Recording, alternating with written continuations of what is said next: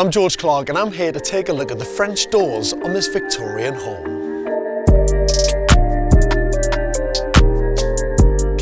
You know what, I absolutely love this room.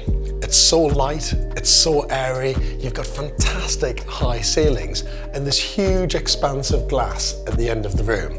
You've got the French doors that take you out onto the patio and then out to the end of the garden.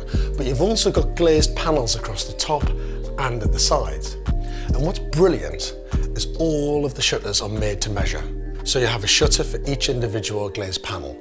That gives you full flexibility to manipulate the light levels inside of the room, but also views out. You could close the bottom section and leave the top open to let more natural light in and maintain privacy at the lower level, or you can close the top ones and open the bottom ones. That flexibility gives you so many options to transform this space. And not only that, they look absolutely